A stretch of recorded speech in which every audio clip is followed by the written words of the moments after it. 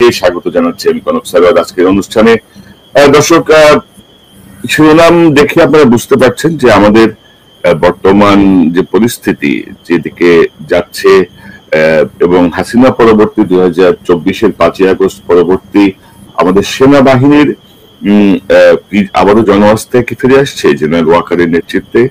মূলত এই বিষয়টা নিয়ে আমরা কথা বলবো, কারণ নির্বাচনে গিয়ে আসছে, গুম খুনের সঙ্গে যুক্ত বা অভিযুক্ত সেনা কর্মকর্তাদের বিচার কার্যক্রম চলছে। তো সব মিলিয়ে ঘুরে ফিরে সেনাবাহিনী এখন সকল আলোচনার কেন্দ্রবিন্দুতে। তো সেই জায়গাতে আমরা আলোচনা করতে চাই সেনাবাহিনীকে জনআস্থায় ফিরে আসছে কিনা। এবং আজকে আমার সঙ্গে যোগ দিচ্ছেন উনি মোটামুটি বাংলাদেশের সবার কাছেই পরিচিত, অত্যন্ত শ্রদ্ধার মানুষ, প্রিয় মুখ, ব্রিগেডিয়ার জেনারেল আব্দুল্লাহিল আমান আজমি, যিনি আমাদের বাংলাদেশ সেনাবাহিনীর একজন সুপার স্কলার অফিসার, যিনি তার সেনাবাহিনী 30 বছরের জীবনের অধিকাংশ পরীক্ষাতে যিনি প্রথম হয়েছেন, সর্বোচ্চ নাম্বার স্কোর করেছেন, এবং তার প্রতি এক ধরনের ঈর্ষা বলবো, ক্ষোভ বলবো, ভীতি বলবো, এই সকল কিছু থেকে তাকে হাসিনা সরকার গুম করে রাখে প্রায় 8 বছর। 2009 সালে তাকে গুম করা হয় এবং তিনি হাসিনার পালিয়ে যাওয়ার পরে মুক্তি লাভ করেন। তো ব্রিগেডিয়ার জেনারেল আব্দুল্লাহিল আমান আজমি, আপনাকে স্বাগত জানাচ্ছি আজকের অনুষ্ঠানে। জি, আসসালামু আলাইকুম। আপনাকে এবং দর্শক শ্রোতাদের সবাইকে সালাম, শুভেচ্ছা জানাচ্ছি। আপনার এখানে লাইভে প্রথম আসতে পেরে আমি আনন্দিত। প্রথমে আপনাকে ধন্যবাদ জানাচ্ছি যে আমি মুক্তি পেয়ে জানতে পেরেছি যে আপনি প্রথম আমার বিষয়টা নিয়ে আলোচনা করেছেন লেট ক্যাপ্টেন শহীদের সাথে, এবং মানুষ জানতে পেরেছে, এবং পরবর্তীতে কর্নেল হাসিনাও এসে বলেছে, এবং এটা দিয়ে করে মানুষের আশা ফিরেছে, মানুষের সচেতনতা বেড়েছে, এবং এটা মানুষকে জাগরণ সৃষ্টির জন্য এবং সরকারের উপর চাপ সৃষ্টির জন্য উল্লেখযোগ্য ভূমিকা রেখেছে। এই জন্য আপনার প্রতি আমার এবং আমার পরিবার পক্ষে কৃতজ্ঞতা। ধন্যবাদ। ধন্যবাদ। আসলে আমরা সবাইকে উদ্বিগ্ন ছিলাম, কারণ যেই দুঃশাসন যাচ্ছিল বাংলাদেশ থেকে, তো আসলে মিডিয়া কথা বলতে পারছিল না, কোনো গণমাধ্যমই কাজ করছিল না ঠিক মতো, কেউ কথা বলতে পারছিল না। সেই জায়গাটায় ধরুন আমরা চেষ্টা করছিলাম যতটুকু সম্ভব ভয়েস রেজ করা যায়, যতটুকু সম্ভব ইনফরমেশন দেওয়া যায় মানুষকে। তো এই যে বর্তমান যে পরিস্থিতি, ধরেন জেনারেল মঈনুল আহমেদের হাত ধরে 111-এর মাধ্যমে সেনাবাহিনী কিন্তু একরকম ধরেন ক্ষতিগ্রস্ততার একটা কানেলে ঢুকে পড়ে। তো এই হাসিনা পরবর্তী প্রায় 14 মাস পার হয়ে গেল, এবং সেনাবাহিনী কি আপনি কিভাবে দেখেন? সেনাবাহিনী কি জনআস্থায় ফিরে আসছে? এখন সব আপনি এটা নিয়ে আপনি যদি আলোচনা শুরু করি আমরা। আপনার প্রশ্নের খুব গুরুত্বপূর্ণ প্রশ্ন, এবং এই মুহূর্তে একটু স্পর্শকাতর জটিল সব বিষয়ের মধ্যে আছে। এটা কোনো কুইক মানে এক বাক্যে কোনো অ্যান্সার দেওয়া যাবে না। তবে মধ্যখান দিয়ে যে নানান পরিস্থিতি সৃষ্টি হয়েছে, যার মধ্যে দিয়ে সেনাবাহিনীর প্রতি মানুষের অনাস্থা সৃষ্টি হয়েছিল, তার পরবর্তীতে পর্যায়ক্রমে আমি মনে করি এই মুহূর্তে মামলাটা যেটা হয়েছে, এটা মানুষের মনে একটা বিশাল আস্থা ফিরিয়ে এনেছে, এবং যে 15 জন অফিসারকে হাজির করা হয়েছে, কেউ কেউ এটা নিয়ে তাদেরকে সাব জেলে রাখা হয়েছে ভিতরে, এবং তাদের এসি বাসে হয়েছে, এটা এই সমালোচনা করছে। এটা অবশ্যই তাদের অধিকার আছে। তবে আমি মনে করি যে এটা একটা বিশাল অর্জন। এই পৃথিবীর ইতিহাসে কিন্তু 25 জন সামরিক কর্মকর্তার বিরুদ্ধে একসাথে এরকম কখনো ওয়ারেন্ট ইস্যু হয়নি। পৃথিবীর ইতিহাসে 15 জন সামরিক কর্মকর্তাকে এইভাবে কিন্তু একসাথে ট্রাইব্যুনালে হাজির করা হয়নি। এই বিশাল অর্জনটা আমাদেরকে চিন্তা করতে হবে। ছোটখাটো বিষয় নিয়ে আমরা বিতর্কে না জড়িয়ে আমরা সবাই চাই, আমি দৃঢ়ভাবে আগেও বলেছি, আবারও বলছি, যে আমরা কারোর উপর জুলুম হোক এটা চাই না, অবিচার হোক কারো চাই না। এখন ধরেন কমিশন এবং ট্রাইব্যুনাল যা তদন্ত করেছে, তার উপর ভিত্তি করে যারা চার্জশিট দাখিল করেছে, এখন স্বাক্ষরে যারা আসামি হয়েছে তারা নিজের যুক্তি প্রমাণ দিয়ে তাদের সাক্ষ্য দিয়ে তারা তাদের নির্দোষ প্রমাণ করলে আমি চাই তারা মুক্তি পাক। আমি চাই না যে কেউ নির্দোষ শাস্তি পাক, কিন্তু সেনাবাহিনী যে হস্তান্তর করেছে এবং এটার মধ্যে কোনো জটিলতা হয়নি, এটাতে আমি মনে করি মানুষের রাস্তা। আমি তো আমার ফেসবুকে অসংখ্য প্রায় 2 লাখের কাছাকাছি ফলোয়ার, ফেসবুকে মেসেজ পাচ্ছি, আত্মীয় স্বজন বন্ধু বান্ধব রাস্তাঘাটে দেখা হচ্ছে। আমি মনে করি যে কয়েক মাস আগে থেকে যে পরিস্থিতি ছিল, এই 8 তারিখে আপনার যে ওয়ারেন্ট বেরিয়েছে এবং 22 তারিখে হাজির হচ্ছে, এর মাধ্যমে আস্থা অনেকটা ফিরে এসছে আমি মনে করি। না, কিন্তু ধরেন যে সেনাবাহিনীর এই অফিসারদের বিরুদ্ধে মামলা হওয়া, পৃথিবীতে নজির নাই, কিন্তু পৃথিবীর কোন সেনাবাহিনী তো বাংলাদেশ সেনাবাহিনীর মতো এভাবে গুম খুনের সঙ্গে যুক্ত ছিল না ওইভাবে। তো পৃথিবীর কোন সেনাবাহিনী তার ব্রাদার অফিসারদেরকে এইভাবে মানে এইভাবে তো গুমে সহযোগিতা করে নাই, তাই না? আমি যদি একটু ইন্টারফেয়ার করতে চাই, সেটা হচ্ছে আপনারা যখন সেনাবাহিনীর কর্মকর্তা বলেন, সেনাবাহিনী না বলে, কারণ এই কর্মকর্তারা সেনাবাহিনীর বা সেনাপ্রধানের অধীনে থেকে সমস্ত কাজ করেনি, তারা করেছে এনএসআই, ডিজিএফ, র্যাবে গিয়ে। সুতরাং আপনি সেনাবাহিনী বলে আমার কষ্ট লাগে, আপনি সেনাবাহিনী এই সমস্ত অসাধু বিপদগামী কর্মকর্তা বলেন না। কিন্তু স্যার বেসিক ট্রেনিংটা তো সেনাবাহিনীর, এবং আমরা যেটা দেখছি যে সেনাবাহিনী তাদেরকে ওন করছে এখন পর্যন্ত। সেনাবাহিনী যখন তাদেরকে ওন করবে, যে এবং আপনি জানেন কিনা যে এইসব যারা অভিযুক্ত ব্যক্তি, তাদের মামলার খরচ পর্যন্ত আপনার সেনাবাহিনী বহন করার সিদ্ধান্ত নিয়েছে ইন্টারনালি। আপনার পরিবারের পাশে কি দাঁড়িয়েছিল সেনাবাহিনীর? কেউ তো দাঁড়ায়নি। আপনার পরিবারকে যত রকম ভাবে হেনস্থা করা যায় সেই চেষ্টাই করেছে। তো আমরা ওভারঅল সেনাবাহিনী বলছি না, আমরা যেটা বলছি, আমাকে যে অপহরণ করেছে, আমাকে যে অপহরণ করেছে, এটা আমার মা এবং স্ত্রী থানায় যখন জিডিএনটি করতে গেছে, 2 বার যাওয়ার পরে 3য় যখন গিয়েছে, তখন তাদেরকে বলা হচ্ছে আপনারা আবার আসলে আপনাদের বন্দী করে রাখা হবে। মানে কি ভয়ানক অবস্থা। জি বলেন, সরি। জি, তো সেই জায়গাটা থেকে আর কি ধরেন আমাদের যে বিষয়টা, আমরা কিন্তু হাসিনা পরবর্তী সময়ে বারবার বলছিলাম, জেনারেল ওয়াকারের মনোযোগ আকর্ষণ করছিলাম যে আপনি 35 থেকে 50 জন ম্যাক্সিমাম দুর্বৃত্ত অফিসার, আপনি এদেরকে আপনি পোষণ করেন না, এদেরকে পুষে রাখেন না, এদের বিরুদ্ধে ব্যবস্থা নেন, আপনি ব্যবস্থা নেন। তো উনি সেটা করলেন না। ওনার এই যে হঠাৎ করে এই যে মমত্ব বোধ, এবং আমরা দেখছি যে হাসিনার সঙ্গে যে হ্যান্ড গুলো ছিল, সেই হ্যান্ড গুলো এখনো অনেক শক্তিশালী ওনার আশেপাশে। এবং জেনারেল ওয়াকার তো আপনার স্টুডেন্ট, তো এই বিষয়টা নিয়ে কোনো কথা হয় না আপনার সাথে, বা আপনি কোনো পরামর্শ দেন নেই? না, হয়েছে আপনার ওই যে আমি বলেছি, তো আমার সাথে উনি বলেছিল। তার আমি আপনাকে একটা রূপক একটা কথা বলি। মনে করেন আপনি একটা পরিবারের, আমরা 6 ভাই, আপনি আমার বড় ভাই, আমি মেজো ভাই, হ্যাঁ, আমার ছোট 4টা ভাই আছে আমাদের। তো 4টা ভাই আপনার উপরে জুলুম করেছে, তারপরে আমার কাছে এসে বললো, ভাই মেজো ভাই আমরা তো ভুল করে ফেলছি, আমাদেরকে একটু মাফ করে ব্যবস্থা করে দাও। আমি যদি আপনাকে বলি ভাই হিসাবে, ভাই বড় ভাই এটা ভুল করে ফেলেছে, মাফ করে দেন, এটা তো আমি বলতেই পারি, তাই না? এটা বলার মধ্যে কোনো আমি বড় অপরাধ দেখি না যে আমি মেজো ভাই হিসেবে বড় ভাইকে বলতে পারি, বড় ভাই আপনি একটু ছোট ভাই ভুল করেছে, মাফ করে দেন। এবং আমি যখন তাকে বলেছি যে তারা জুলুম করেছে, তারা এই সে করেছে, তখন কিন্তু সে আবার আমার সাথে কোনো অ্যারোগেন্সি দেখায়নি বা কোনো আর্গুমেন্টে জানি, সে সরাসরি বলেছে স্যার আপনি যেটা ভালো মনে করেন করেন। তো এই জন্য সে যে আপনার, আমি আমারটা শুধু কথা বলছি, আমি অন্যগুলোর কথা বলছি না। এই আমার মামলার সাথে যারা জড়িত, ওখানে 11 জনের নাম বেরিয়েছে ওয়ারেন্টে, তার মধ্যে 8 জনই তো পলাতক।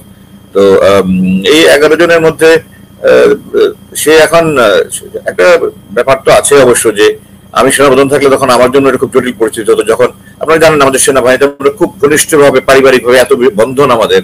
তো এখন যদি আমার কাছে 10, 12, 15টা আমি সেনাপ্রধান মনে করেন, 10, 12, 15টা অফিসারের ফ্যামিলি, স্ত্রী সন্তান যারা আমাকে আঙ্কেল ডাকে, আমি ভাবি ডাকি, তারা এসে থেকে কান্নাকারি শুরু করে, অথচ স্বাভাবিকভাবে একটা মানুষ হিসেবে তো মায়া হবে। আমার জন্য মনে করেন, আমার জন্য কিন্তু it took me 4 months, আমার 4 মাস থেকে আমি নিজের সাথে স্ট্রাগল করতে হয়েছে যে এই সেনাবাহিনী আমার শিরা উপশিরা লোমকূপ পরমাণু সেনাবাহিনী, আমি আউট এন্ড আউট সোলজার।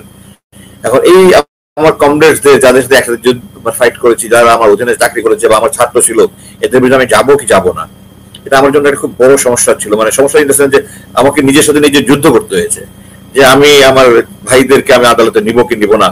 তো এটা তো আমি যদি এখন সেনাপ্রধান হতাম, যদি এরকম একটা অবস্থা হতো, আমি মনে করি আমিও হয়তো বলতাম যে স্যার মাফ করে দেন, এরকম কথা। এটা আমি খুব বিগ ডিল মনে করি না। অন্যান্য সে কি করেছে আমি সেটা বলছি, আমি মামলা তো শুধু বলছি। তো সেই অবস্থায় আমি তো শেষ পর্যন্ত সিদ্ধান্ত নিয়েছি যে কথা চিন্তা করে, যে আপনি একটা হাদিস আমি বলেছি ওই দিনও, যে সম্ভ্রান্ত ইহুদি মহিলা চুরি করে ধরা পড়েছিল, রাসূলুল্লাহ সাল্লাল্লাহু আলাইহি ওয়াসাল্লামের কাছে অনুরোধ করা হয়েছিল আপনার হাত যেন না কাটে। উনি বলেছেন যে এটা আল্লাহর হুকুম, আমি যদি আমার মা ফাতেমা করতো তাহলে তার হাত কাটার হুকুম দিতাম। এই কথা চিন্তা করে আমরা কিন্তু এখন যদি বলেন অনেস্টলি স্পিকিং, আমার মানে তাদের মায়া লাগে না তা না, কিন্তু আমি আবেগ আর আইন দুই জিনিস। আমি আবেগের ঊর্ধ্বে উঠে, অনুরাগের ঊর্ধ্বে উঠে আমি চেয়েছি যে ভবিষ্যতে যেন এদের যদি দৃষ্টান্তমূলক শাস্তি হয়, যারা অপরাধী তারা বেকসুর খারাপ হয়ে যায়, আমি দোয়া করি আল্লাহর কাছে। কারণ আমার কারণে যেন কেউ কোনো নিরাপদ ব্যক্তি সাজে না পায়, এটা আমি আল্লাহর কাছে কামনা করি। তো যারা তারা যদি দৃষ্টান্তমূলক শাস্তি পায়, তাহলে কিন্তু ভবিষ্যতে যারা এই সরকারে যাবে, কোন সরকারই কিন্তু ফ্যাসিস্ট কায়দায় গুম করে চিন্তা করবে না। যারা এই জেনারেলরা বা কর্নেলরা যারা বিভিন্ন বাহিনীতে যাবে, সেনাবাহিনীর বাইরে, এনএসআই, ডিজিএফআই, র্যাবে, তারা কিন্তু অন্ধ আনুগত্য করার দৃষ্টতা দেখাবে না। তারা বুঝবে যে না, আমাদের এরকম কঠিন সাজা পেতে হবে। আমি এই উদ্দেশ্যে করেছি যে নেক্সট 50 ইয়ার্স 100 ইয়ার্স এই দেশে যেন ফ্যাসিস্ট তৈরি না হয়, কোনো অন্ধ আনুগত্য করা মুজিব জিয়ার মতো খুনি তৈরি না হয়। আমার কোনো প্রতিহিংসা না, জিজ্ঞাসা না, প্রতিশোধ নয়। আমি শুধু এই মাত্র করেছি, দেশের স্বার্থে করেছি আমি, এবং জনগণের কারণে। যদি দেখেন এটা একটা যদি হয়ে যায় এবং বিচার হয়, তাহলে কিন্তু আমি, হাসিন, আরমান, হুমাম, মাইকেল চাকমা, ক্যাপ্টেন মারুফ, আমাদের অ্যাম্বাসেডর মারুফ, আমাদের মতো পরিবারগুলি এত অসহায় অবস্থায় থাকতে হবে না, অসহায় অবস্থায় থাকতে হবে না। বাংলাদেশের জন্য ভবিষ্যতে কোনো পরিবার এরকম অবস্থা থাকতে না হয়। আমার ছোট 2 সন্তানকে আমার স্ত্রী সংসার বড় হচ্ছে, তার সংসার সে গয়না বিক্রি করে সংসার চালিয়েছে, আতঙ্কের মধ্যে দিন কাটিয়েছে, বাচ্চা সন্তানদেরকে নিয়ে সে সারাক্ষণ আতঙ্কে থাকতো। এই প্রতিটা পরিবারের তো একই অবস্থা। আমার মা 2 বছর 10 মাস কাঁদতে কাঁদতে দুনিয়া থেকে চলে গেলেন। আমার মা ছিল না, আমার জীবনের শ্রেষ্ঠ বন্ধু ছিল। আমি আমার বইটাতে আমি একটা মা কিনে চ্যাপ্টারে লিখেছি যে আমার মা যদি দুনিয়াতে বেঁচে থাকতো, আমি হয়তো চিন্তা করতাম যে তাদের আমি ক্ষমা করে দিব না। অবশ্য প্রসিকিউশন থেকে আমাকে বলা হয়েছে যে আপনি যদি ইভেন, যেহেতু আমরা প্রসিকিউশন এবং গুম কমিশন ইনভেস্টিগেট করে পেয়েছে, আপনি যদি ডকে দাঁড়িয়েও বলেন যে আমি তাদের ক্ষমা করে দিলাম, রাষ্ট্র ক্ষমা করতে পারে না, কারণ রাষ্ট্রের দায়িত্ব ন্যায় বিচার প্রতিষ্ঠা করা, রাষ্ট্র সেটা করবে। কোন খুনির সন্তান, মানে খুন হওয়া ব্যক্তির সন্তানও যদি এসে ডকে দাঁড়িয়ে বলে আমার বাবাকে খুন করার এই অপরাধে মাফ করে দিলাম, রাষ্ট্র কখনো মাফ করে না। যাই হোক, এখন আমার উদ্দেশ্য ছিল ওটাই যে ভবিষ্যতে, অদূর ভবিষ্যতে এই যেন কোনোদিন এরকম ফ্যাসিস্ট না আসে এবং কেউ অন্ধ আনুগত্য না করে। আমাদের শপথ কিন্তু সংবিধান, জনগণ, ব্যক্তি গোষ্ঠী দল নয়। এটা আমরা ভুলে গিয়েছিলাম, যারা করেছে ভুলে গিয়েছিল এটা। কি ভাই বলেন? কিন্তু ধরেন দুর্ভাগ্যজনক হচ্ছে, আপনি যদি দেখেন যে 5ই আগস্টের পরে যে জায়গাগুলো আমরা সেনাবাহিনীর সহযোগিতা চেয়েছিলাম, ধরেন আমি ব্যক্তিগতভাবে জেনারেল ওয়াকারকে আমি তার বিভিন্ন সূত্রে আমার সঙ্গে আমি যোগাযোগের চেষ্টা করেছি। আমি বলেছি যে আপনি যেহেতু সামহাও এই বিপ্লবের সঙ্গে যুক্ত হয়ে গেছেন, আসেন আমরা এটাকে অন করি, আমরা অপরাধীদের বিরুদ্ধে দাঁড়াই, আমরা এদের বিচার নিশ্চিত করি, আমরা এই ফ্যাসিস্টদের বিরুদ্ধে অবস্থান নেই এবং আমাদের পূর্ণ সহযোগিতা থাকবে। যে ডক্টর ইউনূসকে আমরা পূর্ণ সমর্থন সহযোগিতা করার চেষ্টা করেছি। জেনারেল ওয়াকার আমাদের সঙ্গে কোনো যোগাযোগ সামহাও করেন নাই। আমরা বারবার রিকোয়েস্ট করেছি যে আসেন আমরা কথা বলি, আমি বিপ্লবটাকে আমরা একটা স্ট্রং অবস্থায় নিয়ে যাই। কিন্তু উনি হাঁটলেন, আমরা যেটা দেখলাম, উনি হাঁটলেন উল্টা পথে। আপনি যদি দেখেন যে আপনি কি আয়নাঘরে ছিলেন? আপনি আয়নাঘরে ছিলেন? আমাকে জিজ্ঞাসা করছেন? জি, আপনিও আয়নাঘরে ছিলেন। এটা দিয়ে মানে জি 2998 ঘন্টা। জি, জেনারেল ওয়াকার কি স্বীকার করেন যে আপনি আয়নাঘরে ছিলেন? জেনারেল ওয়াকার বা আর্মি থেকে তো বলা হয় যে আয়নাঘরই নাই, আয়নাঘরের আলামত করা হয়েছে, আয়নাঘরের আলামত না না, আর্মিতে এমন কোনো কিছু করা হয়েছে বলে আমি যদি বলার অনুমতি দেন, আমি অগস্ট মাসে মুক্তি স্যার, আয়নাঘরের আলামত যে নষ্ট করা হলো পরিদর্শনের আগে, আয়নাঘরের আলামত নষ্ট,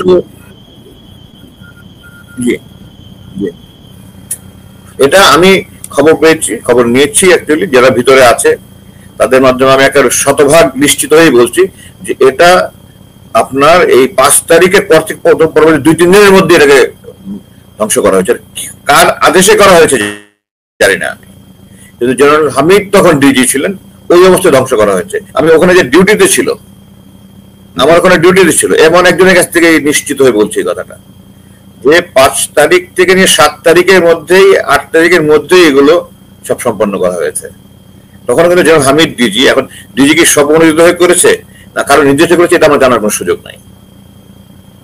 না, কিন্তু পরবর্তী যে ডিজি এসছে 12 অগস্ট এসেছিল জেনারেল ফয়েজ, যিনি এখন পরবর্তীতে আপনার প্রমোশন হয়ে লেফটেন্যান্ট জেনারেল হয়ে কোয়ার্টার মাস্টার জেনারেল আছে।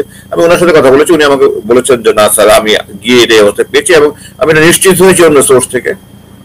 ওখানে ডিউটিতে ছিল অন 5th, 6th, 7th, যে এটা ওই 2-3 দিনের মধ্যেই শেষ হয়েছে, নষ্ট করা হয়েছে। তবে নষ্ট করার চেষ্টা করলে তো তারা পারেনি। আপনি দেখেছেন আমরা যখন নিয়েছি, আমরা সব আমি বলেছি যে এখানে দেয়াল যে ভেঙে দিয়েছে দেখা যাচ্ছে, ভেন্টিলেটর ছিল না, ভেন্টিলেটর বানানো হয়েছে, লোহার গ্রিলের দরজা ভরে কাঠের দরজা বানিয়েছে, ছোট কামরা ভেঙে বড় কামরা করেছে, এগুলো তো আলামত স্পষ্ট দেখা গেছে। আপনার এখন আমার কাছে এগুলি ভিডিও স্টিল ছবি আছে। তো তারা চেষ্টা করেছে, পারেনি, কিন্তু এই চেষ্টা করাটা আমি মনে করি এটা অত্যন্ত অন্যায় করেছে। আলামত ধ্বংস করা তো অপরাধের সাথে সামিল হওয়া। জি, তো এখন ধরেন এই জাতীয় অপরাধ করেছি, এটাকে থাকার মানে এই জাতীয় অপরাধীদেরকে আপনি সেনাবাহিনীর ভেতর থেকে সরানোর ব্যাপারে জেনারেল ওয়াকার কি আপনি তৎপর মনে করেন? যে মানে সেনাবাহিনীর যে সম্মান যতটুকু নষ্ট হলো, আমরা অ্যাকচুয়ালি আমাদের সেনাবাহিনীকে আমাদের দেশপ্রেমিক সেনাবাহিনী হিসেবে মানুষের যে শ্রদ্ধা জায়গা ছিল, সেই জায়গাটা নেয়ার জন্য জেনারেল ওয়াকার কি সচেষ্ট তৎপর? উনি কি বুঝতে পারছেন বিষয়টা? অনেক ডাইনামিক্স যেখানে কাজ করে, আপনি দেখেন উনি কিন্তু আমার মুক্তির পর আমার সাথে দেখা করেছে, এবং উনি নিজে তদন্ত কমিটি করে কয়েক সপ্তাহের মধ্যেই কিন্তু উনি একজন 5 সদস্য তদন্ত কমিটি করেছিলেন। যেখানে বিডিআর এর হত্যা কিন্তু লেফটেন্যান্ট জেনারেল জাহাঙ্গীর নেতৃত্বে 4 জনের সদস্য কমিটি ছিল, 4 জনের কমিটি ছিল। আমার এটাতে উনি একজন মেজর জেনারেল দিয়েছেন, এবং খুব দ্রুত এটা শেষ করে দ্রুত উনি রিটায়ারমেন্টে পাঠিয়ে দিয়েছেন ডিজিদেরকে, যারা তখন কর্মরত ছিল। সেখানে তো এটা পরবর্তীতে যারা মনে করেন তারা তাদের বিরুদ্ধে জানুয়ারি মাসে ওয়ারেন্ট বের হলো, তারপরে তারা পালিয়ে গেল এলপিআর থাকা অবস্থায়, এগুলো তো অবশ্যই মানুষ প্রশ্ন করবেই, মানে প্রশ্ন করার সুযোগ যেহেতু রয়েছে। তো যেহেতু কি অ্যাকচুয়ালি হয়েছে জানি না, আমি অনুমান নির্ভর কিছু বলতে চাই না। ডাইরেক্টর যারা ছিল তাদের ব্যাপারেও তারা তো এখনো তারা চাকরিতে আছে কিনা, একজন তো রিটায়ারমেন্ট চলে গেছে, তৌহিদ যে প্রথমে ছিল যে আমাকে অপহরণ করেছে যে ডাইরেক্টর, কিন্তু বাকি যে 4 ডাইরেক্টর তারা তো যখন ওয়ারেন্ট বের তখন তারা চাকরিতে ছিল। তো তাদের ব্যাপারেও হ্যাঁ, এখানে একটা কথা থাকে যে লিগেসি ক্যারি করা, তারা লিগেসি ক্যারি করেছে, কিন্তু তারা তো এটার বিরুদ্ধে কোনো অবস্থান নেয়নি। তারা চেষ্টা করেছে বলে আমাকে জানিয়েছে, যেটা আমি বলেছি অলরেডি। তারা আমার সাথে দেখা করেছে, আমাকে বলেছে স্যার আমরা চেষ্টা করেছি, পারিনি, আমাদেরকে ক্ষমা করে দেন। কিন্তু এটা তো এখন আইনের দৃষ্টিতে আবেগ দিয়ে চলে না আইন। এখন তারা আবার আমি এখন কি অবস্থা তাদের স্ট্যাটাসটা এটা আমি জানছি না। তারা আছে ওখানে আছে, তারা কর্মরত কি কর্মরত না, তাদের কি অবসর দেওয়া হয়েছে না বরখাস্ত করা হয়েছে বা কিছু, এটা আমি জানি না। তবে এখানে একটা প্রশ্ন আসছে এটা এই প্রসঙ্গে যে আপনার 2 সপ্তাহ না 3 সপ্তাহ আগে যে 3rd অ্যামেন্ডমেন্ট করা হয়েছে, যে ওয়ারেন্ট বের হয়ে তখন তারা চাকরিতে নেই বলে ধরে নেওয়া হবে। এটা নিয়ে প্রশ্ন হচ্ছে কেউ তড়ি ঘড়ি করে করলো কেন? কিন্তু কথা হলো যে এটা তো বেসামরিক প্রশাসন বা পুলিশের জন্য আগে থেকে প্রযোজ্য ছিল। তো সেনাবাহিনী তো দেশের অংশ হিসেবে দেশের আইনের বাইরে নয়, তারা এটা আগেই কেন ছিল না, এটা আমার একটা প্রশ্ন। যে এটা শুধু কেন বেসামরিক প্রশাসনে যারা বা পুলিশের জন্য তাদের জন্য ছিল, এটা সেনাবাহিনীর জন্য ছিল না? কারণ তারা যে সমস্ত অপরাধ করেছে তাদের মধ্যে এখন 4টা অপরাধের কিন্তু 4টা অপরাধের কোনো আইন সেনাবাহিনীতে নাই। আমরা যখন যুদ্ধ করি, যুদ্ধ সামনাসামনি যুদ্ধবন্দি নেই, আমরা অ্যাবডাক্ট করি না, আমরা অপহরণ করি না, আমাদের জন্য অপহরণের কোনো আইন নাই। আমরা যখন যুদ্ধবন্দি নেই, এটা আইন, এটা আইনি ভিত্তি আছে। 93,000 পাকিস্তান সেনাবাহিনী সৈনিক 1973 সাল পর্যন্ত ভারতে বন্দী ছিল, পিওডব্লিউ যেটা প্রিজনার অফ ওয়ার। এটা কিন্তু আনলফুল ডিটেনশন নয়। তো তারা অ্যাবডাক্ট করেছে, তারা আনলফুল ডিটেনশন করেছে, এগুলো অপরাধী। ক্রাইম এগেইনস্ট হিউম্যানিটি আমাদের কোনো আইন নাই, ডিজিটাল সিকিউরিটি অ্যাক্ট আমাদের কোনো আইন নাই। এগুলো বিচার করতে হলে তো আপনার বাইরের কোর্টে ছাড়া করার কোনো সুযোগই নাই। আমি দেখছি অনেক সামরিক অবসরপ্রাপ্ত কর্মকর্তা বলছেন, হ্যাঁ যদি সেনাবাহিনীর আইনে হয়ে থাকতো, সেনাবাহিনী করতে পারতো, সেটা ভিন্ন কথা। তো তারা তো এমন অপরাধ করেছে যেগুলি সেনাবাহিনীতে কোনো আইনই নাই, তাহলে আপনি কি তারা এই অপরাধের জন্য শাস্তি পাবে না? এটা তো অনৈতিক কথা, এটা তো অস্বাভাবিক কথা। তো এটার জন্য তাদেরকে বেসামরিক কোর্টে আদালতে আসতেই হবে, এবং পৃথিবীতে এটা এমন প্রথম নয় যে এরকম কর্মকর্তা। আমাদের কেন দেখেন, জেনারেল রেজাকুল হায়দার, তারপরে জেনারেল রহিম, তারপরে আপনার যে কর্নেল সাইদ 7 খুনের যে নারায়ণগঞ্জের, এখন জেনারেল জিয়া, জেনারেল মুজিব, তারা কি বেসামরিক আদালতে বিচারাধীন না? তো তাহলে ওটা মানে যারা বলছে সামরিক আইনে তাদের বিচার করতে পারবে, এটা তারা না জেনে বলছেন। যদি সঠিক আইন জানেন, আমি আমাদের বাংলাদেশ সেনাবাহিনীর একটা ব্রাঞ্চ আছে, জাজ অ্যাডভোকেট জেনারেল ব্রাঞ্চ বলে, আমরা জ্যাক ব্রাঞ্চ বলি সংক্ষেপে, এবং ওটা প্রধান একজন ব্রিগেডিয়ার জেনারেল হয়, ল পাস করে তারা আর্মিতে ঢুকে, এবং তারা অফিসার হিসেবে আমাদের আইনগত বিষয়ের মতো পরামর্শ দেয়। আমি 2 জন সাবেক এই জ্যাক ব্রাঞ্চের হেডের সাথে কথা বলেছি, 2 জনই আমাকে নিশ্চিত করেছে স্যার এই চ্যাপ্টার একটা আইনও আমাদের বিচার করার মতো নাই। তো তো তাহলে এরা কি আইন নাই দেখে তারা কি মাফ পেয়ে যাবে? এটা তো হতে পারে না। Injustice anywhere is to justice everywhere.